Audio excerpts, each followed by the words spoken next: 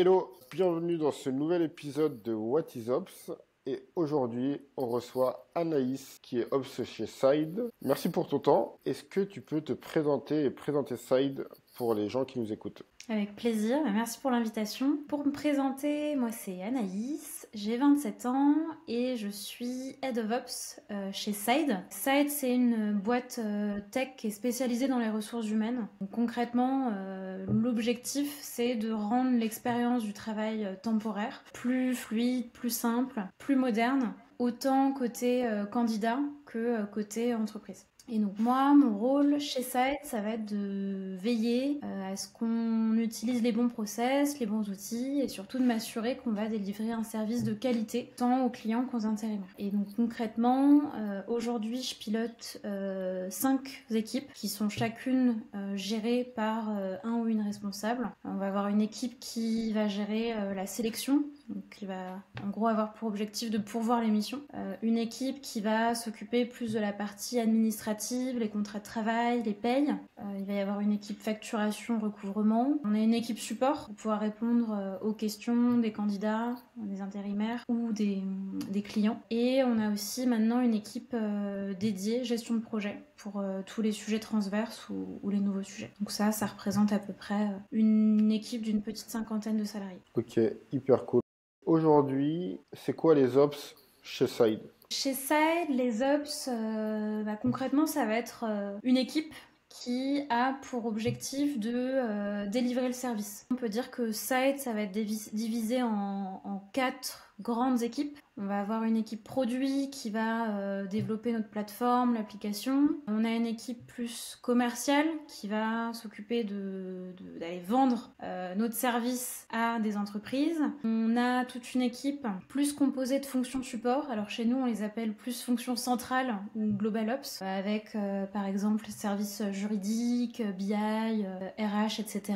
Et on va en voir un 4e bloc qui va être les Ops. Donc c'est l'équipe qui s'occupe de délivrer le service qui a été vendu. Concrètement, chez nous, c'est notre but, c'est d'aller trouver des intérimaires, d'aller faire un contrat de travail, de gérer la paye, les relevés d'heures, etc. et de facturer ce service correctement et d'assurer un support en cas de question. Les Ops chez nous, ça va être les équipes qui vont gérer tout ça. C'est l'équipe qui est garante des process, de la bonne utilisation des outils. C'est des équipes qui sont assez processées. Ok. Et toi, ton travail au quotidien, ça représente quoi dans ce maillage? Alors mon travail au quotidien, c'est pas mal de management parce que ça représente une équipe aujourd'hui donc de 50 personnes, c'est une assez grosse équipe. Il y a beaucoup de sujets simplement managériaux. Il va y avoir une part de gestion des nouveaux sujets. À chaque fois qu'il y a une nouvelle problématique entrante, il faut savoir comment on la découpe dans ses services, comment on va la gérer, juste de trouver des solutions pour répondre à plein de problématiques entrantes. Et je vais avoir une part assez opérationnel, quel que soit le sujet, la paie, le support. Enfin, s'il y a besoin de donner un coup de main ou de rentrer un petit peu dans le détail des sujets pour mieux le comprendre, voir comment on va l'améliorer. C'est une part que j'aime bien garder aussi. C'est quoi un peu la répartition que tu as dans ces différentes tâches, genre entre le management, la partie un peu opérationnelle et la découverte de nouveaux besoins ou de nouvelles solutions? Je vais dire que la partie principale, c'est la partie management et tout ce qui va avec, à la fois des réunions de suivi des personnes de l'équipe, des réunions avec les autres managers d'équipe. Donc je pense que ça me prend déjà, 50% de mon temps. Et puis après, le reste est divisé en deux. Je pense que la partie opérationnelle, aujourd'hui, elle représente peut-être 10% de mon temps. En tout cas, j'aime bien que ça passe pas en dessous. Ok. Et est-ce que maintenant, l'objectif, c'est de comprendre comment t'en es arrivé jusqu'aux ops? Il n'y a pas d'école d'ops, et de comprendre quel est ton parcours pour arriver à un moment sur un métier d'ops et un peu comment tu l'as appréhendé. L'idée, c'est de pouvoir donner une ligne directrice à des gens qui voudraient faire des ops, soit à des gens qui veulent recruter des ops, sur quel type de profil ils peuvent aller chercher pour avoir des gens qui vont faire des bonnes ops à terme dans leur entreprise. Alors de mon côté, j'ai fait une école de commerce assez généraliste et j'ai plus fait pendant mes stages des expériences dans des petites structures Enfin, soit des petites structures, soit des structures récentes, soit dans des services récents au sein de plus grosses boîtes. Et c'était à chaque fois des secteurs d'activités différents, il y a eu des pays différents, des domaines différents, mais à chaque fois le fil rouge c'était côté un peu gestion de projet. Comme par exemple j'ai fait la gestion de projet dans les ressources humaines, dans un cabinet de conseil qui voulait lancer une activité de relations école. Et ensuite, j'avais fait une expérience assez courte dans le monde du conseil, dans une grosse boîte, qui m'a pas du tout plu. Je pense que c'est ça qui m'a permis de me diriger vers ce qui me plaisait mieux et de me tourner à ce moment-là vers les ops. C'est que pendant cette expérience-là, il me manquait du concret. Enfin, en fait, au quotidien, je faisais pas mal de slides. J'avais envie de travailler sur des problématiques plus concrètes, de travailler plus en équipe, pouvoir travailler aussi sur du neuf. Là, c'était dans une très grosse structure où voilà, il fallait refaire un petit peu l'existant, mais il y avait peu de place pour sortir des choses de terre et faire des choses nouvelles. Et aussi sur des échelles de temps qui n'étaient pas trop longues. Et donc, c'est un petit peu à ce moment-là que voilà, j'ai compris ce qui me plaisait plus et j'étais en contact à ce moment-là avec les équipes de Side. En gros, j'avais fait un petit job d'été chez eux et enfin, ça avait été un gros coup de cœur professionnel.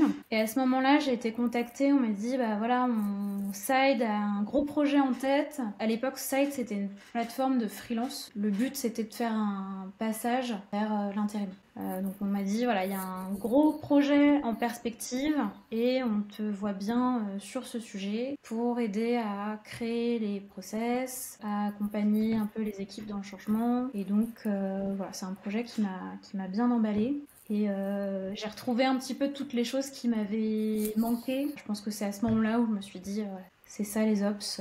Ok. Et qu'est-ce que tu penses qui te sert aujourd'hui dans ton travail d'ops qui vient de tes expériences passées? Tu vois, parce que tu as quand même eu différentes expériences avec des tailles de boîtes différentes et des quotidiens aussi différents. Et en fait, qu'est-ce que tu as pu retenir ou qu'est-ce qui est le plus important dans les différentes boîtes et les différentes structures par lesquelles tu es passé qui aujourd'hui te servent et tu te dis, ok, heureusement que j'ai eu ce parcours pour mon travail d'ops au quotidien. Les choses qui m'ont servi, c'était en fait dans les expériences de gestion de projet, il y avait beaucoup d'enjeux, d'organisation, d'arriver à faire les choses dans les temps, mais aussi dans le bon ordre, en priorisant bien, en s'organisant bien avec plusieurs parties prenantes. Donc voilà, il y avait à la fois cet enjeu de bien s'organiser et de pouvoir bien communiquer avec différentes équipes, d'aller solliciter les bons services par les bons canaux, mettre plusieurs personnes autour d'un même sujet et se mettre d'accord sur un plan d'action. Et donc voilà, c'était ces choses-là surtout que je pense j'avais pu développer grâce à ces expériences et qui m'ont ensuite servi quand je suis arrivée chez Side. Ok. Et quand tu es arrivé chez Side, tu faisais directement de la gestion d'équipe ou tu as eu un passage beaucoup plus opérationnel? Non, j'ai eu d'abord un passage complètement opérationnel. En gros, là, dans ce changement de business model, moi, mon rôle, c'était de créer les process et donc concrètement d'aller faire les recherches nécessaires, parfois d'éprouver le process moi-même et d'aller jongler entre les différentes équipes pour voilà, bien communiquer les changements d'outils, les changements de process. Il faut se rendre compte que c'était vraiment une refonte complète à l'époque de la façon dont marchait l'entreprise avant. Donc j'ai eu voilà, une phase peut-être de 6 mois pur individuel contributeur où j'étais sur ce sujet-là. Et en fait, la prise de management s'est faite de façon assez naturelle ensuite parce que quand on a fait ce changement-là, il y a des équipes qui ont été créées en fait pendant ce changement-là. Donc voilà, par exemple, il fallait créer une équipe paye, il fallait une équipe facturation qu'on n'avait pas avant. Enfin voilà, des choses qui étaient vraiment liées à ce changement. Et donc dans un second temps, en fait, moi j'ai pris le management des équipes qui avaient été créées dans le changement. Ok, hyper clair. Et les équipes qui ont été créées pendant ce changement, est-ce que c'est des équipes où vous avez recruté spécialement sur ces besoins ou est-ce que c'était un remaniement de talents qui étaient déjà en interne? C'était uniquement du recrutement externe. Ok. Donc on a dû recruter par exemple un responsable paye et plusieurs personnes ensuite en gestionnaire de paye. On n'avait pas d'équipe recouvrement, donc on a recruté quelqu'un. Alors ça c'était pas forcément dans le cadre du switch, mais on avait en tout cas besoin au même moment de recruter quelqu'un. Donc voilà, c'était plutôt des personnes en externe. Et au moment de cette prise de management, comment tu as géré un peu la transition entre individuel contributeur et le management avec ce métier Ops qui était quand même assez nouveau dans cette forme et le management qui était déjà, je pense, beaucoup plus ancré avec ton parcours de chef de projet? Ouais, bah en fait ça s'est fait assez naturellement. En fait pour l'équipe paye, comme j'avais contribué à un peu sortir de terre les process et à les créer, j'avais déjà été dans la situation où, enfin bon, voilà, c'est moi qui communiquais à cette équipe quel était le nouveau process, la marche à suivre. Donc en fait ça s'est fait assez naturellement. Ok. Et à ce moment-là, quand on a recruté aussi quelqu'un pour le recouvrement, c'était un nouveau recrutement. Donc non, je dirais que la transition s'est faite de manière assez naturelle. Après, j'avais pour but encore de continuer à huiler les process et en plus d'avoir un petit peu de management d'équipe. Ok, hyper clair. Et maintenant, on peut faire une petite transition vers les chantiers, enfin les chantiers Ops que vous avez mis en place et sur lesquels vous êtes le plus fier. Première chose qui me vient en tête, c'est des sujets où on avait un objectif qui était clairement identifié parce qu'on partait d'une situation, on va dire, catastrophique, où il a fallu travailler, retravailler le modèle. Et donc l'exemple que j'ai en tête, c'est le recouvrement. En gros, quand j'ai commencé à m'occuper de ce sujet, on partait d'une situation initiale pas terrible, avec des délais de paiement qui étaient assez longs. Et donc, il a fallu déjà recruter un expert, mais aussi voilà, s'entourer des bons outils, se privilégier des modes de paiement particuliers, mettre en place des actions de relance, et voilà, après huiler le tout pour arriver à maintenant un délai de paiement dont on est plutôt fier. Et du coup, j'ai une question sur comment tu passes de je sais pas quels sont mes problèmes à ça c'est un problème qui est important à quel est le plan pour réussir à résoudre ce problème à je mesure que le problème est résolu et qu'on a fait du bon travail. C'est quoi un peu tout le cheminement et toutes les étapes qu'il y a autour de ça? Bah, déjà, tu as listé les étapes, c'est qu'on suit généralement toujours cette trame pour identifier le problème. Là, par exemple, le problème de paiement, il était assez évident qu'on a besoin de se faire payer pour pouvoir payer nous-mêmes nos intérimaires. En fait, le sujet, il n'est pas compliqué à soulever. On mesure pas mal de données chez Side, donc on a aussi facilement la possibilité de mesurer les indicateurs et de voir s'il y a une alerte à avoir sur un sujet. Après, voilà, en start-up, généralement, il y a tellement de choses qui restent à faire. On n'a pas forcément le temps d'attendre, de se creuser vraiment pour aller chercher des problèmes à résoudre. Il y a des problèmes qui apparaissent de façon assez évidente. La marche à suivre, tu l'as un peu détaillé. C'est on définit quel est le problème, quelles sont un peu les sous-problématiques. On commence à tester des premières choses, donc tester des hypothèses ou tester voilà, des solutions. On mesure pour voir s'il y a un changement et puis après c'est l'itération en continu jusqu'à ce qu'on soit content du résultat. Et comment tu fais pour avoir, tu vois, par exemple, tu vas avoir le problème là des délais de recouvrement, tu vois, pour collecter tes paiements. Comment tu te dis, ok, c'est ça la première hypothèse que je vais tester, ça la deuxième hypothèse que je vais tester, ça la troisième hypothèse sur un métier, une expertise et un recul que t'as pas forcément parce que tu es en train de gérer une urgence quelque part. Il y a des hypothèses qui viennent assez naturellement. Là, par exemple, dans le cas du recouvrement, en fait, on n'avait personne dédié à l'époque pour le recouvrement. Donc on s'était dit, bah, une hypothèse qu'on peut faire, c'est déjà y passer du temps. On avait déjà commencé à passer sur un outil, mais en fait, on n'avait rien exploré de ses possibilités. Donc c'était un outil qui permettait de mettre en place des plans de relance, pouvoir automatiser aussi certaines actions. Donc en fait, tout simplement, nos clients à l'époque, ils étaient pas ou peu relancés. Donc on s'est dit, on va faire en sorte que tout le monde soit relancé. Ça sera notre deuxième piste. Et puis après, voilà, il y a plein d'autres actions qui sont venues un petit peu dans un troisième temps. On s'est dit, bah là, il faut par exemple travailler main dans la main avec l'équipe commerciale, donc on va aussi les sensibiliser au sujet pour que ce soit abordé pendant les rendez-vous. On a un mode de paiement qui nous arrange, c'est le prélèvement. On va tout faire pour que ce soit visible sur la plateforme ou mis en avant comme l'unique moyen de paiement. Après, peut-être que notre délai de recouvrement, il est allongé par d'éventuels problèmes en facturation. On va s'occuper de faire en sorte que on soit sûr que nos factures soient carrées, qu'il n'y a rien à redire dessus et qu'elles puissent être mises en paiement. Comment ça se structure? Est-ce que ça se structure sur j'ai plusieurs hypothèses et j'en lance plusieurs en parallèle? Est-ce que c'est en série? Quand tu lances des hypothèses, est-ce que vous avez des exemples d'hypothèses? Finalement, elles ne se sont pas vérifiées et donc du coup, vous avez du rollback. Est-ce qu'il y a des hypothèses parfois qui s'enchaînent, mais comme il y en a une qui marche pas, comment on repriorise ou on remet en place les hypothèses? L'idée, c'est de donner un peu de la vision et de la lecture à des gens qui auraient des problématiques similaires pour se dire, ok, tiens, je vais essayer de l'implémenter comme ça et puis être aussi génial que chez Side.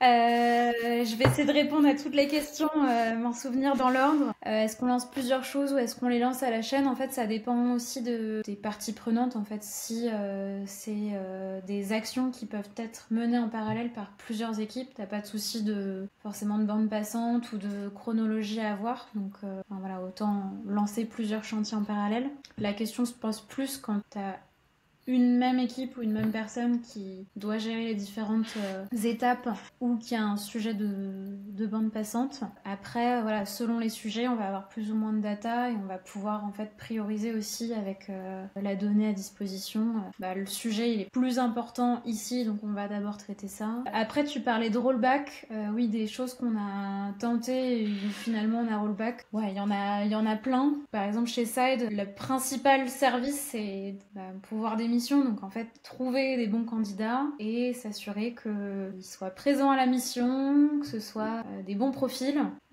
Et donc en fait on est sur de l'humain, il y a plein d'imprévus, il y a plein de choses qu'on maîtrise pas. Et donc par exemple la problématique de s'assurer que tous tes candidats se pointent à l'heure en mission, il y a plein de choses qu'on a tentées et il y en a qui ont eu des actions, enfin des impacts, d'autres un peu moins.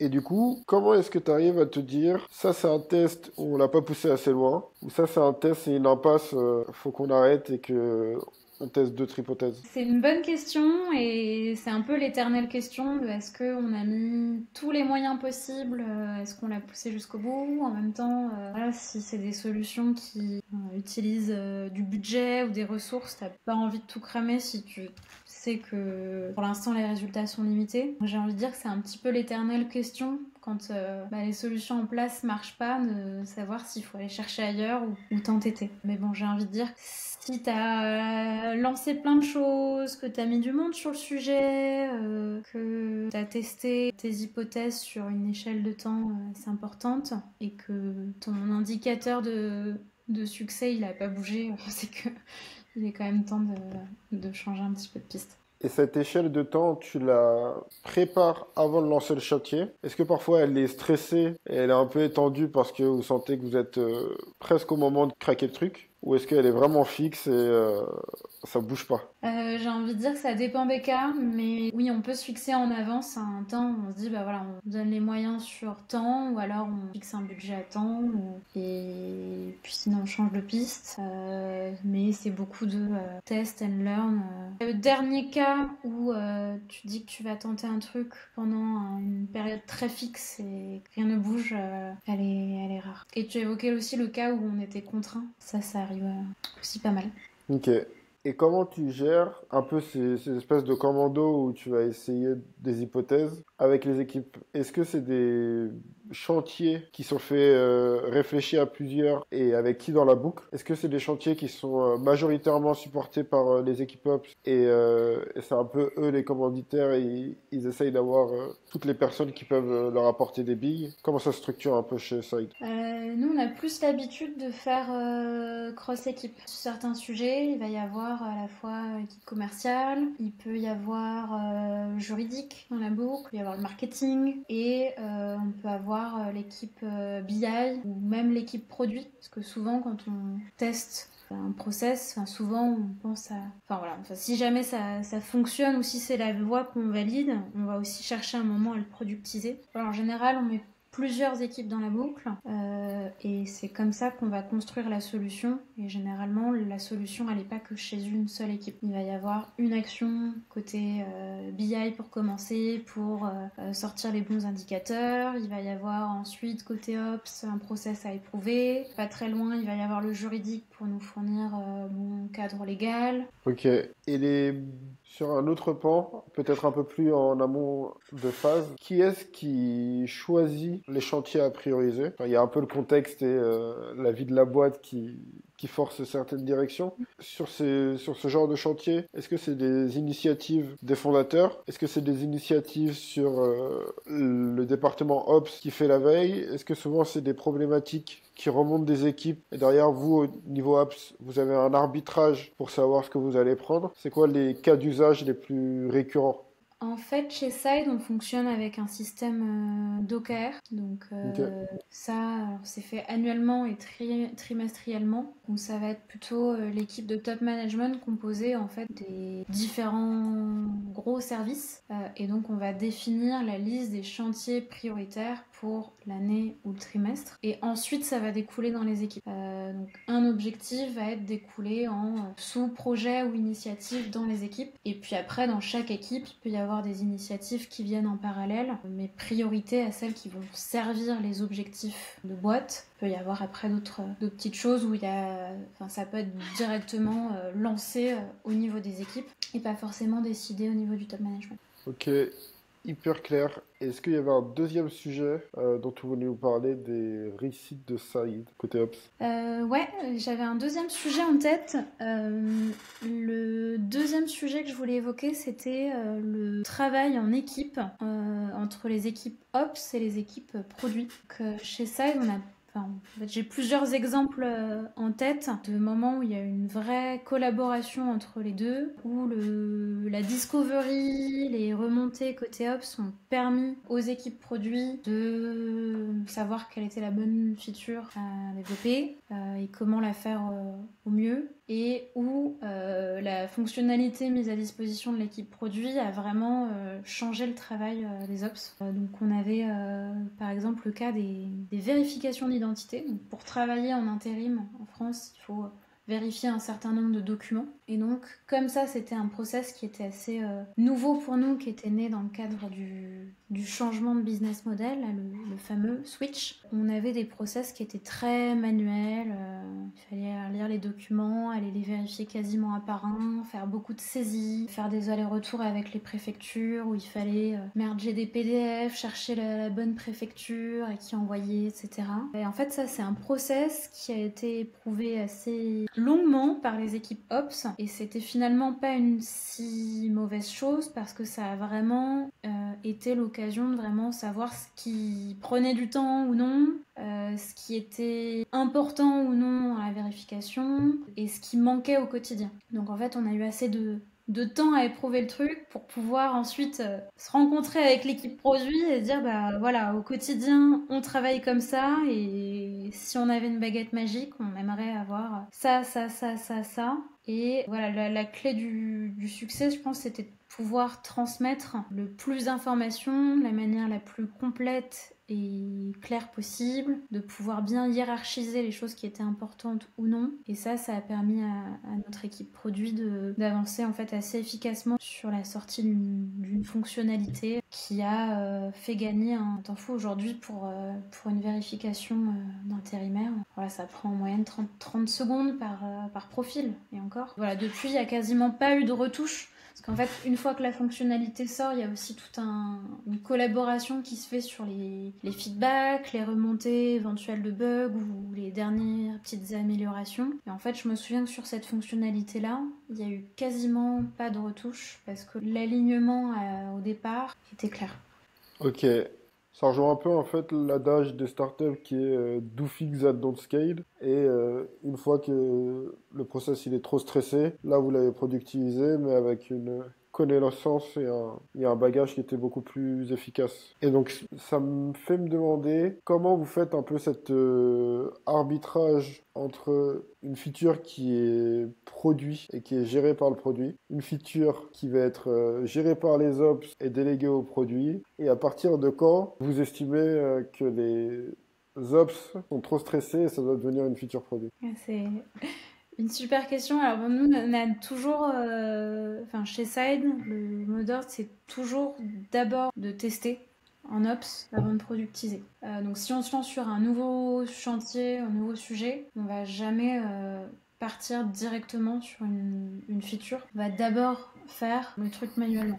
Et donc, le moment où ça va passer dans les mains de l'équipe produit, ça va être soit s'il y a un blocage, quelque chose qui n'est pas faisable manuellement, ou, comme tu dis, au moment où il y a un point de stress trop important. Et ça, bah, c'est un travail de priorisation qui se fait chez nous plus au trimestre. Il n'y a pas que le temps que ça prend aux équipes qui va être pris en compte. À la fois quelle valeur on peut créer côté client, quelle valeur on peut créer côté intérimaire, quel gain d'efficacité on peut avoir ou quel gain de conformité on peut avoir. En fait, il y a toujours plusieurs facteurs qu'on va regarder en même temps pour pouvoir identifier la fonctionnalité qui va être prioritaire. Mais pour ce moment de bascule entre voilà, jusqu'à quand tu le fais à la mano, chez Side on va beaucoup passer par des étapes intermédiaires. Par exemple pour les contrats de travail, moi j'ai fait les 10 premiers à la mano pour les intérimaires en allant remplir des doc-word avec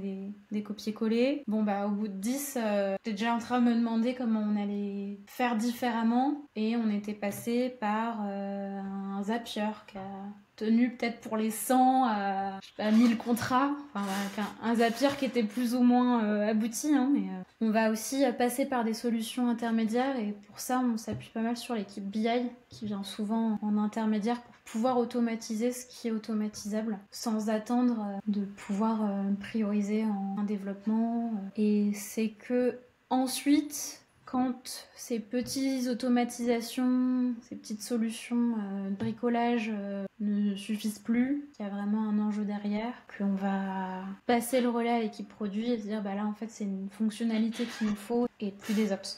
Ok, et dans tout ce cheminement et toutes ces étapes intermédiaires, comment ça se passe la communication pour que vous n'arriviez pas à un point de rupture sur une automatisation ou sur un travail manuel? Tu vois, je donne peut-être un exemple de ce que j'ai en tête. C'est je me dis, ok, bah, quand tu fais tes 10 premiers contrats à la main, ça va. Mais si tu as un pic avec 200 contrats, mais que tu l'as pas anticipé et que les équipes qui doivent le développer, elles n'ont pas anticipé non plus, comment tu gères et comment tu gère aussi le fait que potentiellement tu vas pas avoir besoin de scale autant que prévu sur le process que tu es en train de faire. Bah, j'ai envie de dire c'est tout l'enjeu du job en fait, d'être proche des chiffres. Là tu parlais aussi de pic, on suit vraiment de très près l'activité. C'est un peu tout l'enjeu du job d'être capable d'anticiper par exemple l'arrivée d'un gros client, un pic saisonnier, de s'assurer que on est prêt à ce moment-là et parfois devoir faire des recrutements supplémentaires pour se dire bah voilà on a un process qui est manuel, on n'a pas eu le temps de le productiser à temps. Enfin, une fois qu'on a fait le tour de ce qu'on pouvait automatiser et qu'on est contraint de faire les choses 100% manuellement, c'est aussi côté staffing de l'équipe qu'il faut anticiper. Ok, hyper clair. Et aujourd'hui, c'est quoi un peu les challenges ou les sujets qui sont soit sur lesquels vous n'avez pas de recul, soit les prochains grands chantiers Ops, soit des chantiers Ops où vos expérimentations elles vous ont mené à une impasse? Je dirais pas qu'on en est dans une impasse, mais que c'est en tout cas un de nos prochains challenges.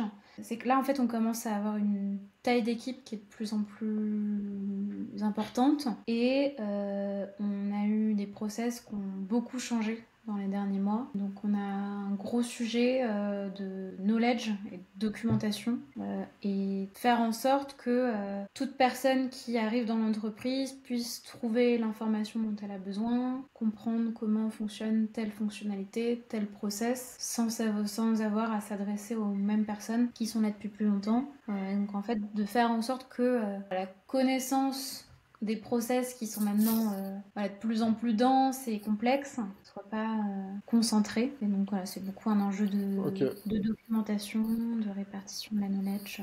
Et là, vous en êtes où un peu sur ce sujet? C'est quoi vos hypothèses? Si on reprend un peu le processus de tout à l'heure, c'est quoi un peu votre feeling vis-à-vis de la situation? Bon, on a commencé par simplement faire beaucoup de rédaction de documentation un peu dans toutes les équipes. Alors, il y avait des équipes plus bonnes élèves que les autres qui avaient déjà des documentations plus ou moins à jour, mais qui avaient déjà une base. Et donc, pour qui le travail se limitait plus à de la mise à jour, voilà, il fallait juste compléter un peu. Il y avait d'autres équipes pour qui il y avait vraiment tout à créer. Donc, voilà, il a fallu créer des notions, des articles et se pencher en fait sur de la documentation. Et récemment, on a lancé une sorte de présentation, une nouvelle centralisation, on va dire, de l'info, où le prisme, c'était plutôt voilà, notre outil.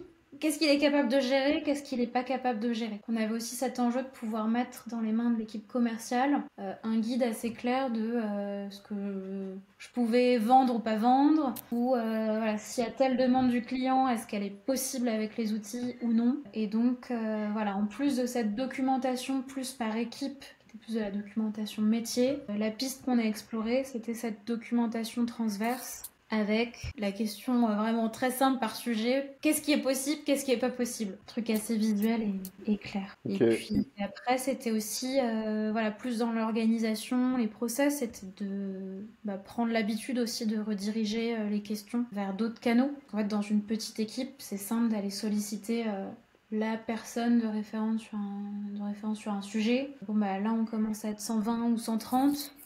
Voilà, on peut pas répondre 120 fois à la même question. En termes d'emploi du temps, c'est compliqué. Et donc, c'est aussi de prendre l'habitude de rediriger vers d'autres canaux, ce qui est un petit changement d'habitude par rapport à avant. Et quand vous faites ça, et quand vous avez fait ce chantier, c'était quoi vos KPI de succès? Vos KPI de c'est pas encore assez bon? Parce que c'est pas ultra palpable au final. Ça l'est un peu Ok. en réalité. Moi, en tout cas, le KPI de succès, je le mesure simplement au nombre de Slack que je reçois pour des questions. Et donc, voilà, j'avais l'habitude de recevoir, bon, ça dépend des jours, hein, mais une vingtaine de questions par jour sur Slack venant des différentes équipes. Et aujourd'hui, ce nombre, il est en chute libre parce qu'il y a d'autres canaux, il y a des documentations qui permettent de répondre aux questions. Il y a aussi d'autres personnes, en fait, qu'on le relaie et qui ont aussi cette possibilité de répondre à certaines questions. Donc, mon premier indicateur, c'est celui-là. Et aussi, voilà, le temps qui est libéré dans l'agenda, ça fait gagner du temps de ne pas avoir à répondre à 20 questions par jour. Ok. Et c'est quoi les prochaines étapes sur ce chantier? Les prochaines étapes, c'est, je pense qu'il va y avoir un bon travail d'entretien et de mise à jour, parce que, enfin, pour pas se retrouver à nouveau dans la situation, il faut tout recréer de zéro. Les process, ils continuent d'évoluer rapidement, fréquemment, donc ça va être prochaine grosse étape, je pense. Ok. Hyper cool. Est-ce que tu aurais un mot de la fin ou un message que tu veux faire passer autour des ops en général ou spécifiques? Mon mot de la fin, c'est que les ops, c'est un domaine qui est bien sympa, qui est dur à expliquer, et qui, enfin, en tout cas, moi, c'est quelque chose dont j'avais pas entendu parler quand j'étais en école, qui en fait mérite le détour pour toute personne qui aime le concret, qui aime trouver des solutions, qui aime tester des choses nouvelles, qui aime avoir de l'impact. Donc, ouais, ça serait mon mot de la fin. Merci. Merci encore pour le temps. Merci pour toutes les informations que tu nous as données. Et puis, je conclus cet épisode de What is Ops. Salut! Salut!